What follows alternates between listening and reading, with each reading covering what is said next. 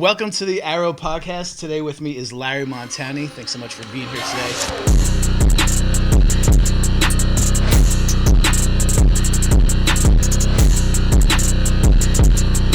Let's start off telling everybody a little bit about what you do. So I've been in the mortgage space. I got out of college. I got a job in the insurance industry and quickly realized that was not for me. I was an underwriter. I wasn't my cup of tea. I was working in New York City. I was taking the train in every day. I thought that's what you did after school and living where we are in New Jersey. And it just wasn't my thing. It was the biggest blessing of my life is that I got fired, thank God, after 3 months. That may sound kind of weird, but looking back, it was actually a good thing because I would have been miserable staying because I was going through what I thought you're supposed to do versus what you want to do. And I always had, when I was on the train, thinking about real estate and what opportunities there were, but I didn't really know much, and I didn't really want to. I was staying in the proverbial box of life because coming out of college, they teach you to kind of get a good job and start your career or whatever. Right. So I when I was in college, I interviewed with a woman who was from Citibank at the time, and she interviewed me. I didn't get the opportunity, but she actually just bought a house in Belford. I used to see her on the train. She offered me an opportunity. I started as a clerk. 2 years later, I won a Service Excellence Award for the company, and then about 3 months after that window of time, I realized that in corporate America, you're not allowed to speak your mind, which really was not my strength. Right, yes. I'm trying not to be confrontational, but to ask questions. And I decided to go out on my own. I went to a mortgage broker shop. About 9 months after that, started a company, which I had for 21 years. So my total That was career... 9 months after that. Yep. Wow, that was fast. Yep, fast. Yep. I just decided I wanted to kind of do my own thing. Yep. Not to necessarily make more money, although that's obviously the goal. Right. One of the end goals is to control my own destiny. Right. Mm-hmm. And so I've been in the mortgage space now for 38 years. It's crazy. Pretty credible and really blessed. I've helped over 12,000 people buy homes. So I'm really proud of that. Yeah, fact. no, you should be. It's awesome. And I love your approach and how well you have your shit together. When you deal with people in your profession, a lot of times it's customer service and process and knowledge isn't really at the level it should be. So it's a challenge sometimes, especially when you're fairly new or maybe you're on your second purchase, knowing all these things that somebody is supposed to teach you along the way. And a lot of times we expect a realtor to do that, and they always under-deliver, right? Right. And you learn a lot from the attorney or sometimes for the mortgage professional. But one of the things I really liked, so I've known you for how long? When did we meet? 2005? I would say, Chris, it was probably, I would say close to 2002, 2003. Your company was really just starting out. You were in Middletown at the time. Yes. Yep. So I don't have the exact date, but it's probably over 20 years now. Yeah. It was a long time. Yeah. Yep. I had a shitty deal on a house. I had like a interest-only loan because I was broke. Remember it very distinctly. Yes, I was like 7.99% interest-only, and then another loan, which was a 30-year deal, and then you got me out of that. Yep. Did a refi, put some money into the house, but and then I was at the table trying to sell you. At the same time, you're selling me. Like the second I sat down, like I was looking at your website, and I'm like, oh, here we go. That was my website with the caricature that talked. Yes, yeah. Uh-huh. I had my first website in '95. It's crazy. Yeah. Yeah, and that was one of the things I really liked about you. And you taught me a lot, and I don't think we've ever had this conversation because you're going to throw it in my face every time we talk about how much you've taught me. Really? Well, let's continue this conversation.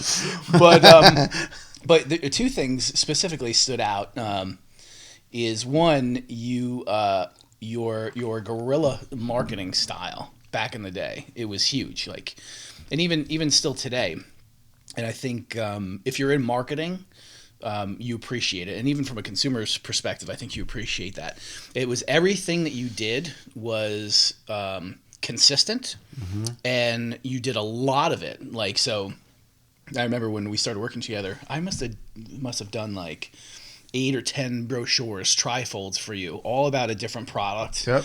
Still have them, actually. We did a nice folder, yep. right? We did a nice thick folder. We worked on the website. We were doing video, and remember some green screen stuff where We did that at night. Yep. Your head was popping out over at the edge of the website. Hi, I'm Larry Montani. Right. So, but you're also really aggressive with your mailers, right? You work a database like a motherfucker, right? You're constantly working the database. And there was probably a dozen other things you were doing that I can't think of top of mind. But Well, you're very complimentary. Hey, look, I learned, it was one of these things. When I first started, there was no such thing as really a database. It was a list. Right, it was a glorified list, and but I was smart enough to keep everyone's names. And then as I transitioned from one company to another, I maintained it. And then I went to a mailing company. I saw at a convention. I said this would be great. I started doing that. Still use them to this day because it's very serviceable. But I've learned you have to. But it's constant, as you know. You're in flow all the time. It's like it's never done. Right. You're constantly, what mailers are you doing? And then you've got to do now video and email campaigns, and you have to do, and now social, you've got to do it the right way. And admittedly, why I've been with you you've been handling my social, plug, for 2.5 years because it's not my expertise, right? Yeah. I just want to stay in my lane, but I recognized you can't be a secret agent, and you don't get a second chance to make a first impression. And I've come to learn that when I get the calls of you did my loan 10 years ago, that never would happen. It's not like I would, because I'm calling them constantly. That would be a false statement. We try to stay in touch. We could certainly do things better, but I think that most people forget who got them to the dance in the first place.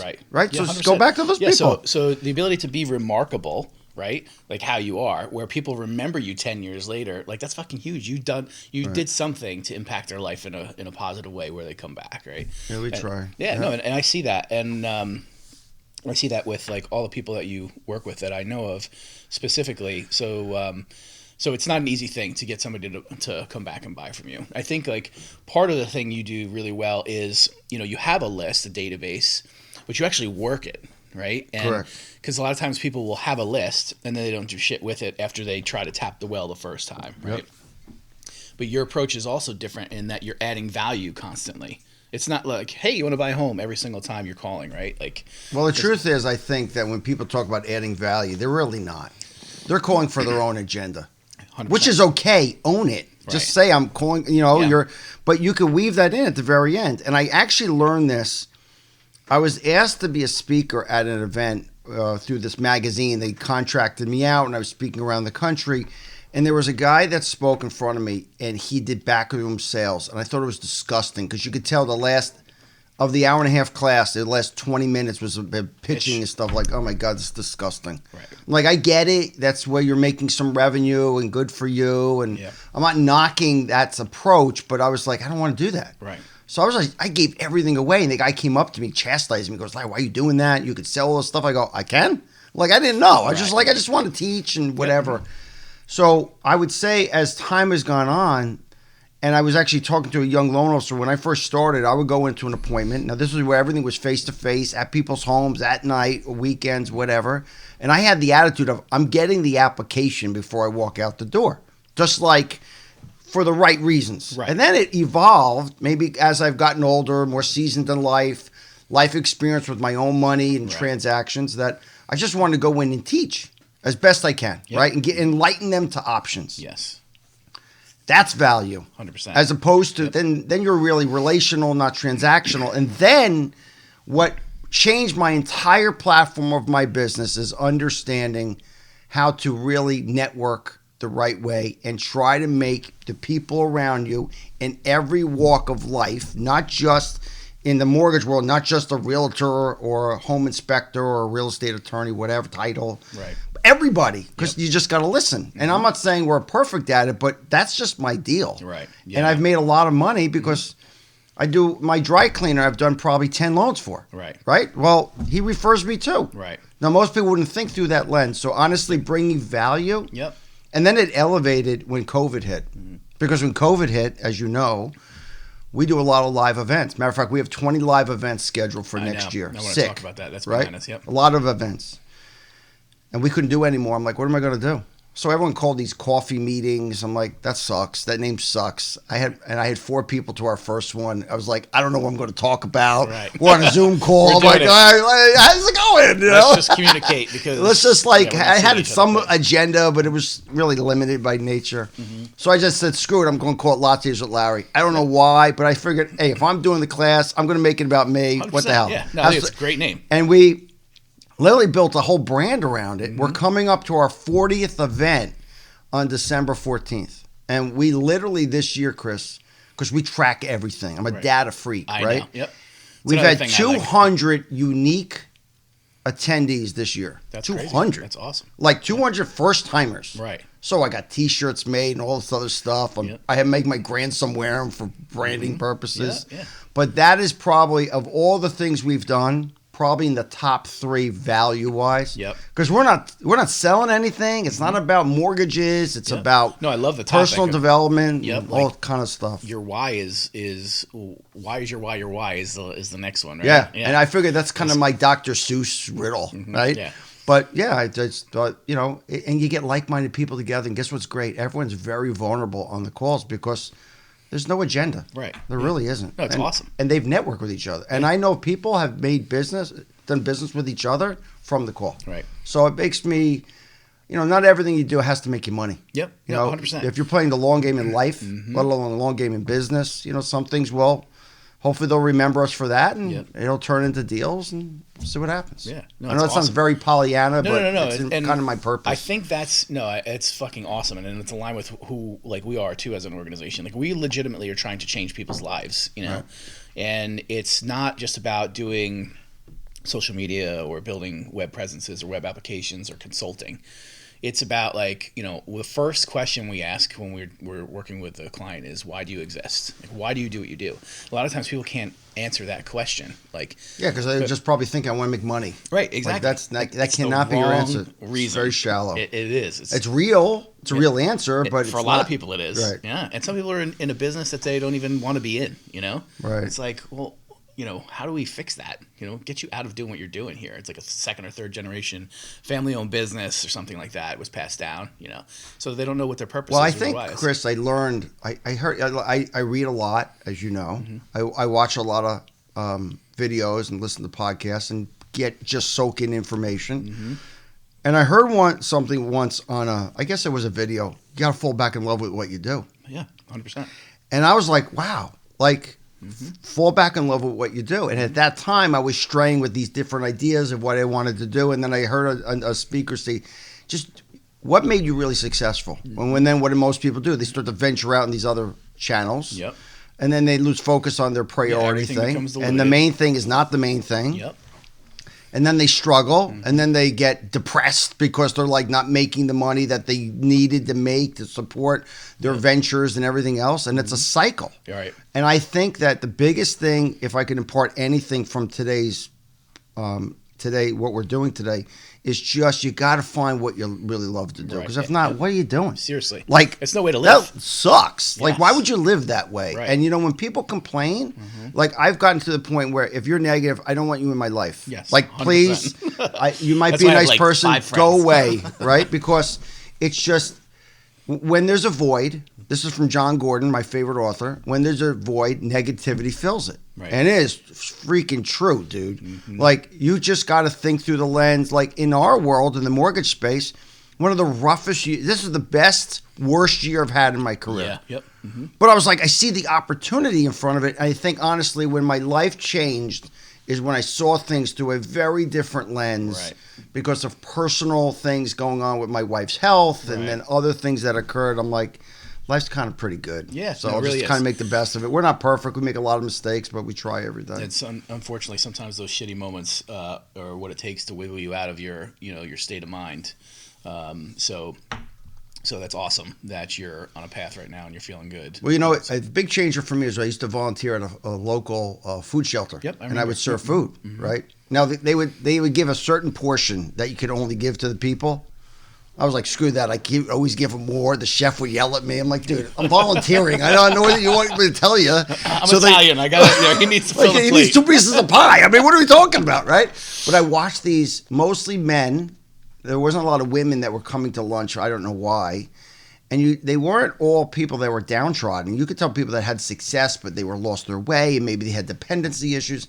But I saw someone putting food in their pants pocket. He goes, well, that's what I'll eat tonight. I'm like, yeah, that's So crazy. I'm like, how can I bitch? Right. I'm not saying I don't complain. I don't get caught up in my own shit, and I get worried about stuff. But I'm like, give me a break. Right. Like, it's like thought life could be, I know it sounds very lecture-esque, but that's what changed my life. Yeah. And that's where, with our clients, I just want to impart and help them in their lives. And everyone wants the same thing, Chris. Yep. They want to be heard and seen. Yep. 100%. I don't care if it's business, personal relationships, whatever. Right. I know I could call you up. I know if I needed something, you would help me. 100%. Because we have a relationship for a long time, and it's not money driven. I'm like, Chris will do this for me, so now I got to. No, it's not the way it works. Right. So That's I think that's really changed my life, and it made a difference in my business because I've tried to impart that methodology in what we try to do. Yeah, no, it's awesome, and I love it. And there's a few things that you said there that I want to touch on before they get lost. Is the events, right? You do this event called the Home Buyer Seminar, which is awesome. And I want you to tell people a little bit about it, but I'll start real quick by saying that I had bought multiple properties already and been through the process, and then attended the event. I think we were videoing it at the time. Yep. And was amazed on all the shit that I did not know that you could do or take advantage of in the mortgage world. So tell us a little bit about that event and why everybody needs to attend it. So it goes back to 1998. So I'm totally dating myself. And I was working at... You're like 4 years old, right? Yeah, hello. So I was working... the market was very slow at the time, right? Not a lot of opportunity. I said, well, how do I get a lot of leads in a short window of time? And I thought what realtors do, they have open houses, and in an open house, you get 5 or 6 people come in, and they get their names. And why do you do an open house? They'll say to sell the house. The truth is, if you could sell the house, it's a bonus, but you get leads. So I started going to bridal fairs. I said, let me just experiment with this. Well, I got like 20 signups in the first night. I'm like, this is gold, right? Because I'm the only mortgage person there. And you have everything else, videographers, photographers, bands, DJ, you name it, right? Everything for a wedding. So I went up to I did those events. I was probably doing 20 bridal fairs a year. We were raking in tons of deals. I remember when we first met, you were doing the bridal fairs. Crushing it. Yeah. Yep. And that was a thing. And then it evolved. And, of course, I can't do anything small. So I got a trade show booth. And it took me 2 hours to set up before. And so I got into it, right? But then I had a moment where I was with a client. I'll never forget this. Younger couple. Not young, but younger. And I'm talking to them. And this side of my brain's talking. And this side of my brain's going, they don't get what I'm throwing down. Yeah. And I realized what I'm saying is there's a million moving parts to buy a house. Right.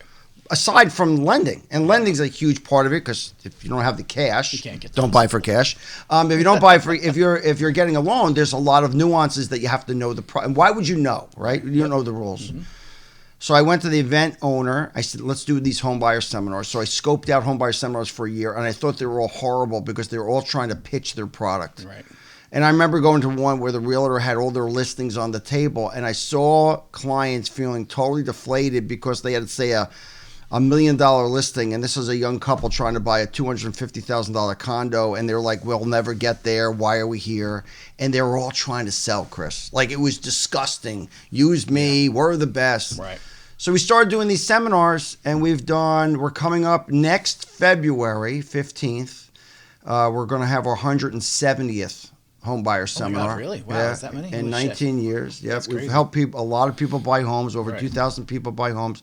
And we literally teach the entire process from end to end. It's free. It's education only. There's nothing to buy. No one's selling anything. They get $7,000 of coupons they could use for services before, during, or after they even close. And it's kind of like my life mission to educate people to the process because, as you just said, you're a bright guy. You don't know because how many times you buy a house? Right. Like 3, 4 homes you buy, maybe you refinance a couple. Yep. You're not doing it every day.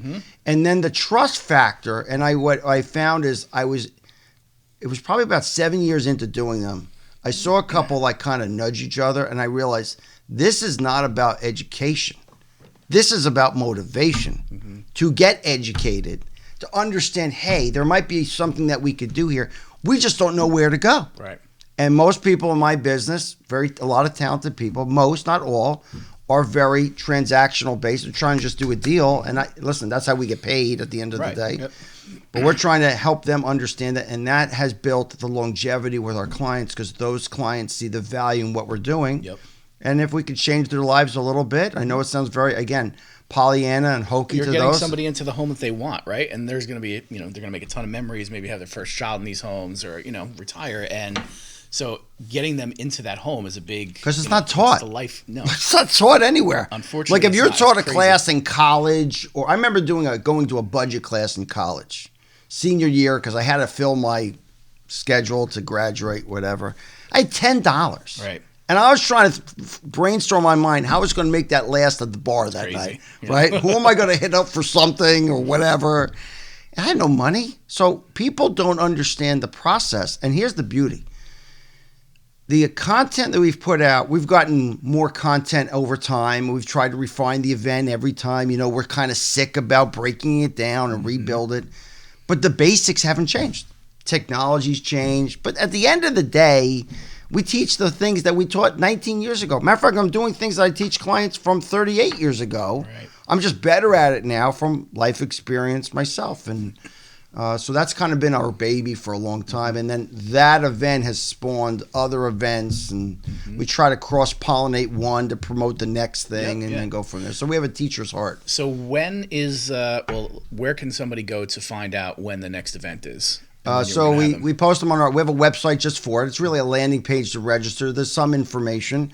It's thehomebuyerSeminar.net, thehomebuyerSeminar.net. And again, it's an education class. We tell everyone come. Even if they don't use us, don't use us, whatever, but be empowered with the information so when you go out there, you're not spinning your wheels. I mean, the problem with most people in buying homes, they randomly go look at prices. Yep. They don't know if they can afford it. Right. Let's say they even make an offer. Then they're scrambling how they're going to go, wrong way to do it. Right. Totally wrong. Yep. You don't buy the payment. You don't buy the price, you buy the payment. Right. So you know your budget. Yep. Great. Now, of course, right now, where the market is, rates are a little higher than lower. Right. But they're not, on a historical level, the last 50 years, rates are 7.5%. We're a little less than that today. So people are freaking out. They're spoiled rotten.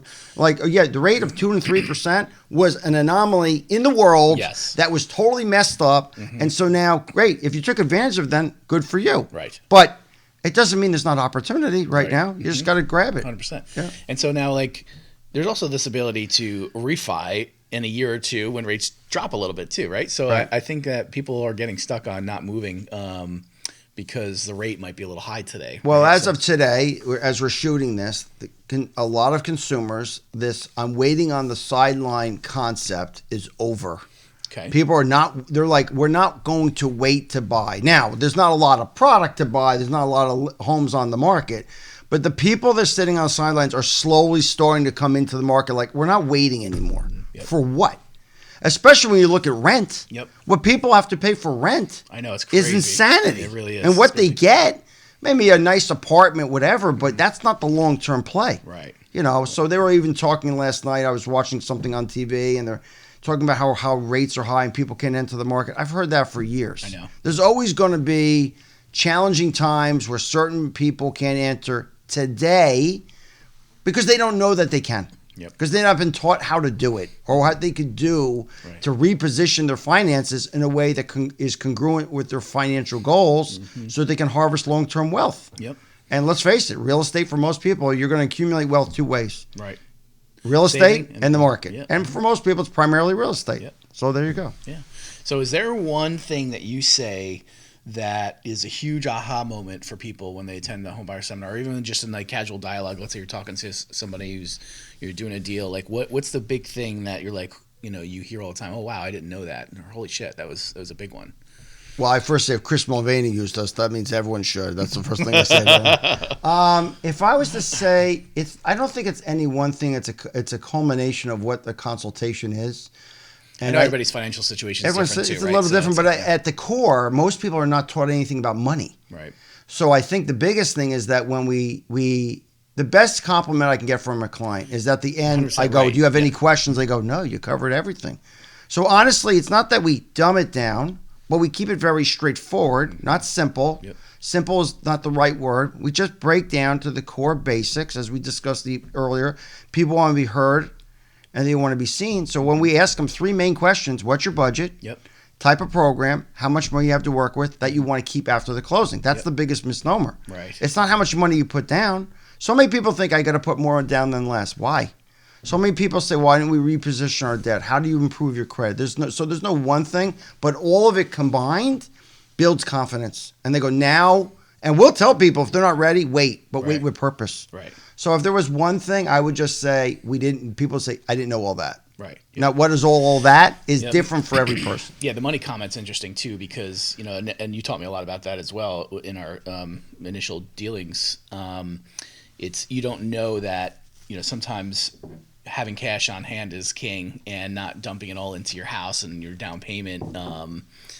Because you're going to want to do renovations, you can put that money to work in a market. Maybe make more than. Biggest mistake that people make is they think they should put all their money down that they work so hard to save. Because the problem is if they do that and they have no liquidity, and something happens, guess what? You got to go charge, right? Or you got to go get something. You don't have the. So we try to forecast for them things to think about. That honestly, I didn't think about 35 years ago because I was just married then, right? 35 years of marriage. I should win a prize, by the way. In today's world, you beat the statistic. Yeah, whatever. Okay. So I think that by enlightening people, we always tell people you're going to close on a certain date. Our best value to you is literally after, giving you things to think about you're going to need. Right. Life insurance, financial planning, will and estate attorney. Then you get into trades. Well, people don't know where to go, Chris. Yep. Like, who's a good electrician? I got somebody. Right. Yep. So we have all these resources because I want to protect my clients. Yep. I want to make sure you're getting a fair deal and you're going to be handled the right way. Yep. So I think it's really trying to create ultimately an experience where we're trying to create clients for life. Yep. Everyone talks about it. I don't know that everyone really does it. Right. They want to do it, Right. and they want to service their clients, and they'll take care of them. Right. But a client for life is a two-way street. It's not just come my way. Right. And for most businesses, I don't care what business it is, it's not about price for people. People get past the price conversation pretty quickly. Yep. If you educate them to the options and they trust you and they can tell that you really kind of give a shit and you want to take care of them. I know that sounds very... Again, simple, not the greatest word. I don't like to use that word too often, but it's true. I want to dig deep in that too. When we first started this podcast, I said there are 2 things you taught me. One was marketing, and the second was process. So I've seen under the hood at Larry Montani, wherever you've been, and I've seen how organized you are with every single thing that you do, and I've seen your flow charts. Right, and they're pretty ridiculous in a sense that they're flushed out to the nth degree, and so that makes the experience top notch every single time somebody does business with you, right? So it's the process for from start to finish, or it's your process when it comes to marketing or following up on leads, right? So what got you into? How did you figure out that process component and what got you to be so anal in a good way, about it?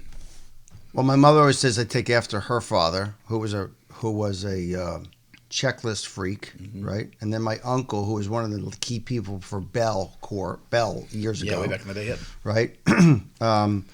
I've had a daily planner since 8th grade. Right? Like, what is this? I was like, this is into it. And I'm the list king right now, list to a fault. My team's like, enough with the list. I got the list for the list with the subsection of the other list, right? But I've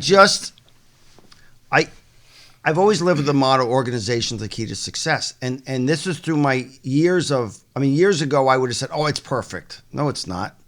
So as I've met different people and gone to different events and I've learned, wow, there's a better way, there's another way. It's honestly, we literally, every single thing we do on my team, we rip it apart after. Right. Like break it down, shred it, and make small adjustments. Whatever small, they don't have to be big things. So like we have two times a year we do an off-site meeting with my team. We go off-site and we just lock the door basically. And So I ask them, what do you want to learn? And right, so might as well ask my audience, who's my team in that example, and what things do you want to do or not do? So I've learned over time, every single thing that we do, Chris, it's rinse and repeat. It doesn't matter what the product is that we're doing or what we're developing or what we're putting out. It's constantly the analysis. And truthfully, I just lean on my team and I ask people all the time. Like, I want to know, how did we do? And if you said you suck, I'm like, great. Right. Tell me why. Right. Tell me why. Yeah, right. And nice. I think that the authenticity that people see around that, and it's an efficiency issue too. Right. Like when I do these events, someone goes, oh, I love your home buyer seminar. I'd like to do them. No problem. Yep. I'll send you my 18-page checklist. Right. And they look at it. They never will do it because they freak out. Well, that's what makes me very comfortable. Right. Because if I have that, it's something to work off of. Because what do you refer back to? Yep.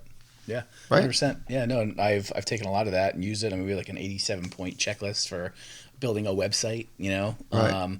And I think I'm the same, with marketing as well. Like, I want to know what's not performing, so I can fix it. Right. I don't give a shit about all the fluffy, yay, we did this, like, this is great, but it's constantly checking. And well, that's why I think people need to work with certain things with a blank check.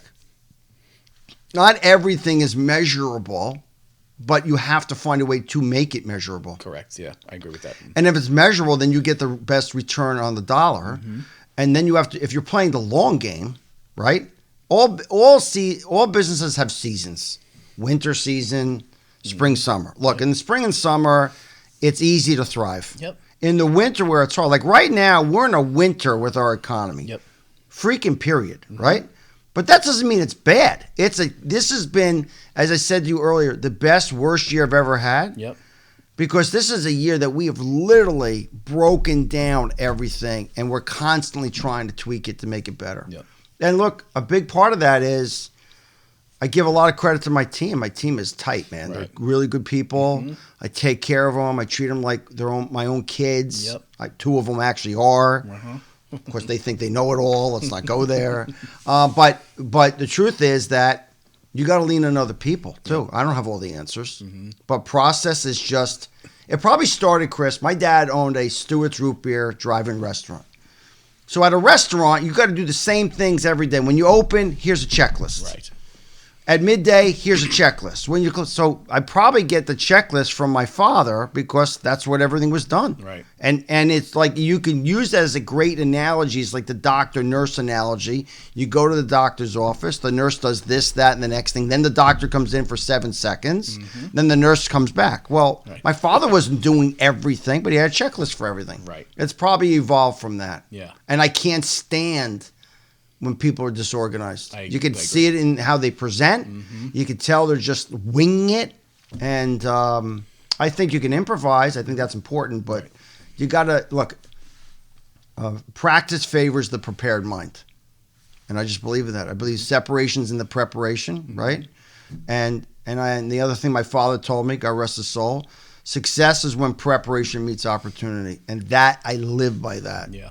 Success is when preparation meets opportunity. I'm digesting that. I'm like, yeah, it's awesome. But it's really true. Well, like let's call it what it is. If you're prepared, for me, this is what for me. I am better emotionally and mentally when I'm prepared because I feel confident in what I'm doing. Yeah, it's and at one point when you do an event, you let it rip. Yep. And you figure, you know what? I've done everything I could to be prepared, and let's see how it goes. 100%. As opposed to people just show up, right? Yep. Like you can look at that in sports, specifically football. The top teams, they come up with the first 20 plays are scripted out of the box. Like, we're doing this. Yep. We're sticking to the plan. We're not deviating from that. I use the analogy from Top Gun, the first one. When he says, I'm not leaving my wingman, you got a plan. Stick with it. Right. There you go. Yeah, it's awesome. So what do you think this next year is going to be like for people that are looking to buy a home? So like anything else, is the glass half full, is it half empty? Are prices going to continue to go up? Well, listen, it's like the weather.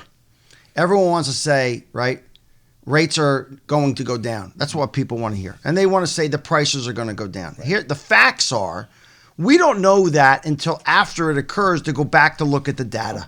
So a year ago today, if you were asking me this question, the prediction was values were going to go down in our market by 4%.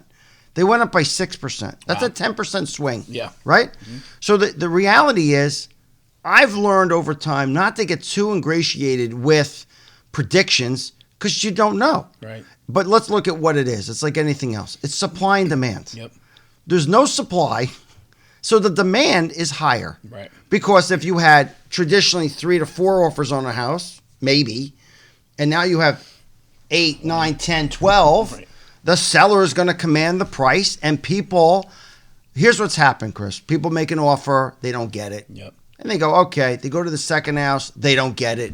They get to the third, fourth, or fifth, and they're like, screw this. I'm going to just make these crazy terms and throw more money at it. Mm-hmm. And at the end of the day, I don't care what anyone says. They talk about negotiations terms. If you're a seller mm-hmm. and I want to buy your house and you have 10 offers, you're going to the highest price. Right. I mean, just break it all down. Mm-hmm. Yeah, I guess there's other things that go into it. I understand that. But at the end of the day, supply and demand. Mm-hmm. And because people just want to win, mm-hmm. they're not backing off the market. And what I do a lot of reading for my industry. People are entering the market aggressively now. And they predict there's 60 million millennials ready to enter the market. Wow. Million. So I honestly think it's going to be one of the best years ever. And I think once it really opens up, yep. we're going to have a run of 3 to 5 years where it's going to be a free-for-all, which yep. is awesome. Yeah. So a lot of people in my industry, unfortunately for them, have flushed out. Yep. Yeah. Because they have no longevity mm-hmm. in their plan. Right. You talk about systems and planning. Right. Maybe from experience, and I've made a lot of mistakes in my career, but I was very purposeful. The last big run we had going back, I don't know, 3-4 years ago, we had like a 2-year run. Yep. I salted away as much money as I could, mm-hmm. so I had the capital mm-hmm. to do things, to maintain things at the office, so we maintain our systems and maintained our marketing, right? Not that you can spend recklessly. Right. And I did the same thing at home, right? So the reason I'm excited is because competition's down. Right. Yep. Just numbers, yep. sheer numbers. Yep. So I'm in the camp, going back to what we said, is the glass half full? Is it half empty? Right. It's what you make of it. It doesn't mean, listen, I hope I was the top producer in the country. Not going to happen, realistically.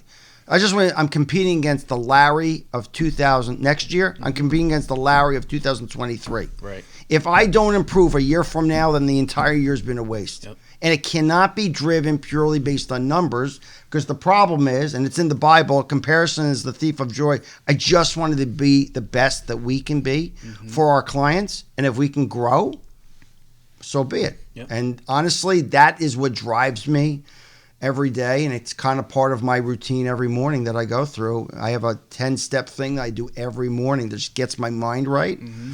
I'm just not buying into. I'm sick of people talking, what do you think about the market? Well, the people that ask that question have no vision. Right. They want to hear, it's going to be great. Okay, right. great. Based on what? Right. How about go work? Right. Pick up the phone. Make your phone calls. Mm-hmm. Do your marketing. Yep. Be aggressive. Mm-hmm. Kind of.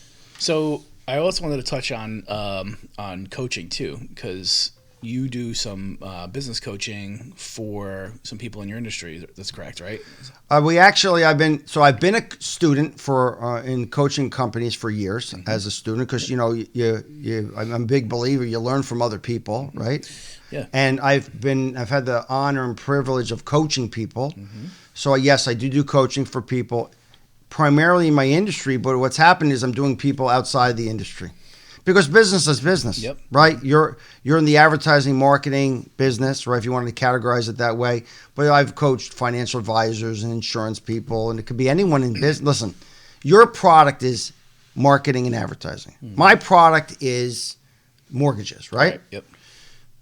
We're business people at the end of the day. Right. If you want to go open an insurance company, you have the fundamental platforms of what to do to run a business. Mm-hmm. Would it be successful overnight? It would be more successful because of what you've learned, right. and how to run a business. Mm-hmm. So it's we call it accountability coaching company. Mm-hmm. We just coach people, yep. and we hold them highly accountable. Yep. And it's no bullshit. It's like, get to work, do your stuff. And I'm super proud that my students, most, dare say all, have grown. But it's not always just based on numbers. Sometimes the numbers don't happen right away. Right. Yep. But People want to be led. They want to be told what to do. Right. And I believe that most people will never do it on their own. Right. I agree. They want to do it. They say they'll do it, and they won't. Yep. Yeah. That's why I have I mentioned to you off camera before, I hired a nutritionist because I need to be held accountable. Right. That's why you have a scale. You can't measure that which you do not track. You can't measure that which you do not track. And coaching is all about tracking, being held accountable, being taught techniques, and learning. Yep. And the reality is, the student teaches the coach, and the coach can teach the student. Ways. Yeah. Yep. And it makes you better because you got to iron sharpens iron. You got to be like on your game. 100%. Because people are there. It's a privilege to be able to do this for people because they're relying on you. Yep. They're looking for help. They got a palms up mentality. Please help me. Yep. So that's kind of. It's not my focus. I do it. I don't have a big group of students because I don't want to have a big group at this point in my life. But I think at some point later in my career, when it's on my sunset of my career, that's really my ultimate calling because everything that we do is about teaching. Right. Yeah. And it's just trying to help people. Yeah, I know you've always had a passion for it ever since I've known you. So both on the coaching and on the teaching side, and you're very, very good and thorough at it as well, and encouraging. So. Is there anything else that you want to leave us with today before we end this show? Anything specific? Any advice from L Train himself? Well, advice without trying to lecture us. First of all, I think that people have to simplify their lives, right? They got to just do less better, right? Number one. And the biggest thing, if I was to impart to anyone, is that and I'm sure a lot of your viewers have watched this or have heard this, you have to live with massive gratitude. There's always could be a lot worse. It always can. And that's why we're in a separation season where you separate yourself. So literally the thing that changed my life, my wife has been sick for over 20 years with varied things, cancer twice, all this stuff, right? And I had to learn how to be more grateful. I thought I was grateful. I really wasn't. I was try to be gracious to people, try to be generous, but I wasn't living with gratitude. Right. Until I learned the true meaning of what gratitude meant to me. Not me, everyone's different, could be slightly different. When I learned that, it changed my entire way I look at my life, let alone my business. And when people can see that, all of a sudden they flock to you. Yep. Right? They flock, and it's a privilege to be able to help people. Yep. That's why I coach. Right. Some people I coach, they can't pay me. Right. Because, like, I have a student right now, he's literally, everything that can gone wrong in his life has gone wrong, right? And he called me up. I'm like, he can't pay me. I'm like, cool, no problem. Right. I feel grateful that he wants me to help him. Right. Not that I'm the white knight, but I literally, every morning, I meditate. I hydrate. I take a cold shower, get me going, right? I hydrate. I read from my prayer devotion book. Just gives me, and every time I read it, Chris, whatever's written for that day, which takes like a minute to read, applies to that day. Yeah. I don't know why, it just happens. Yep. And then I journal. And I've kept all my journals for years. Wow. And I kept them partially because certain events in my life I've kept for that reason. So like my father died, it's going to be 8 years ago on Saturday. So I remember I go back to that day when he passed and what I read, what I wrote, right? And so living with gratitude. And then I just constantly just want to pour positive things in my mind to try to learn and get better. Not that we always do it. I have moments like everybody else. And then impart that to other people. Yep. And that's how all these different events have kind of morphed into being bigger than just we're not selling product. Right. And if we could I'm honored that you said you learned some things from me. I've learned a lot of stuff from you. You can, when they say you're the 5 people you hang around with, that's so freaking true. It's ridiculous. Yeah. I mean, listen, I just don't want to be around people that are negative, man. It's just at this point in my life, sucks just the life out of you. Oh my God. And someone's like that, I just call them out on their shit. I call it bad gas. I don't want bad gas. I don't run on bad gas. I go on good gas. So if you're bad gas, I want you out of my life. Right. You know? Cool. So so I don't know if that helps people, but 100%, if they can find that, and that's why I journal. I journal the 10 things I'm grateful for that day, and people think it's hard, but when you just sit down and just write down what you're grateful for, like one of the things I make my students do and my team is, and I challenge people to do this. It sounds easy, but it's not.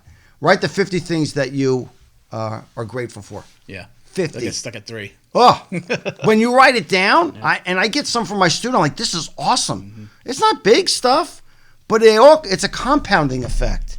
And you're like, holy crap, I did a lot of stuff. Because what does everyone do, Chris? They focus on the 80% that's wrong. Right. It's really not wrong. Mm-hmm. In their head, it's wrong. And they blow off the 20% that's really good. Yep. How about flip the script? Yep. If you'll flip that script, so when people say, there's no homes yet. Right. Rates are high for the moment. Right. Now, the pessimist goes, there's no inventory. I can't find a house. Okay, dude, whatever, man. Right. Then put your head down and try to find something. You got to do the work. Right. There's no freebie. Yep. But that's the challenge that you can turn around in life and turn that negative, right? Take that negative and turn it into fuel. Mm-hmm. That fuels your passion and to help other people. Yep. And when you do that, things kind of fall in place. Yeah, no better feeling. Not always, but most times. No better feeling. I love it. Cool. So if somebody wants to reach out to you, possibly use you, how do they get in touch with you? They can go to our website, teammontani.com. Okay. Teammontani.com. It has all our different platforms of the different events that we do. It's probably the easiest way to get started, to get in touch with us. And we'd just like to have a conversation with people. If we can help them in their lives, no matter where they are, real estate related, or if they just need a recommendation for something, we literally have an arsenal of people that we refer out that I know do a great job for our clients. So if they could do that, that would be great. We'd be honored to help them. Awesome. Sounds good. All right. Well, thanks so much for coming. Thanks, Chris. Appreciate it.